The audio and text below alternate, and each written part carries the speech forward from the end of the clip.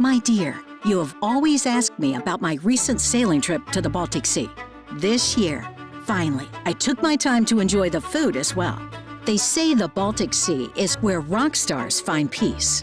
I say it is a well-hidden treasure with visibility greater than 5 nautical miles and a network of beautiful and modern small ports that make sailing a pure pleasure. The harbor masters are reliable and helpful, happy to share advice and tips on restaurants, supermarkets, hiking, and simply suggest the best places to visit.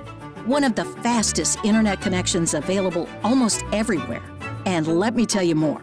Even after a longer sailing and exploring different tastes of the coastal ports, I was still excited. I wanted to sail all summer long, but I couldn't leave my cats, Ragnar and Eric. I missed them too. During summer, local onshore blowing wind in the daytime and offshore at night was quite frequent. The reason lies in the difference between the temperatures of the sea and the land.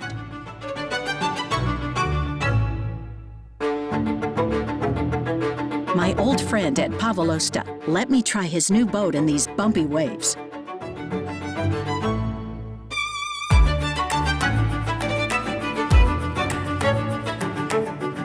What an amazing start to this trip.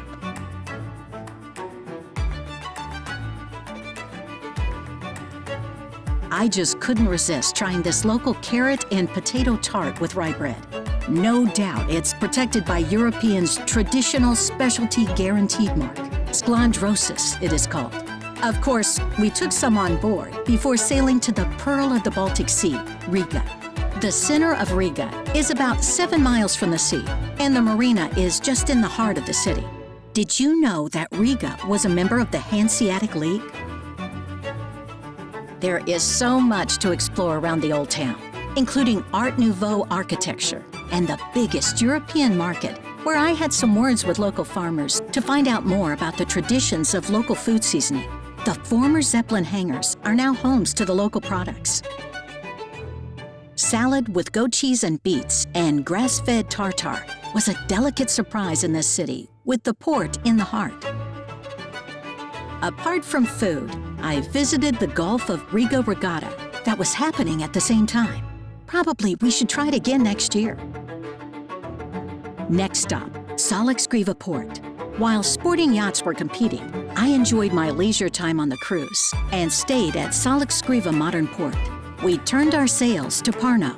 During this pleasant trip, in a relatively small and closed area, we met some sharp wind waves having the same direction as the wind in the open part of the sea.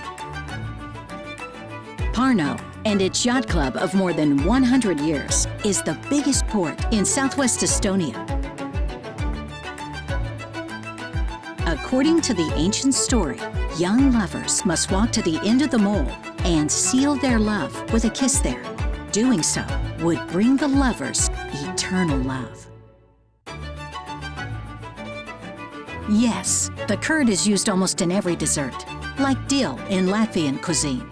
Only one planned day in Tallinn transformed into a few more.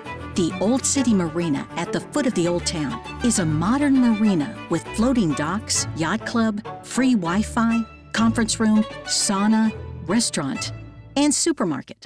While walking around, I found global flavors ranging from Asian to Mexican cuisine, and from kosher food to rustic pork.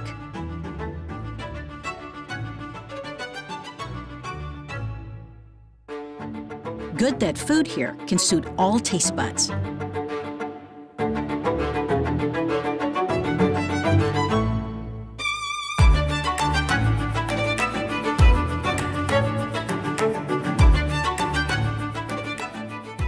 As I prefer local gastronomy, I sat down in the Port Cafe and ate a sprat sandwich with rye bread that was bought from a fisherman. It tasted even better than the chef fisherman promised. Even funnier was that we didn't speak any language to understand each other. No words were needed. Hanko, what a lovely port built among cliffs and small isles. There are up to 90 of them around in the archipelago. Perfect place to take a tour.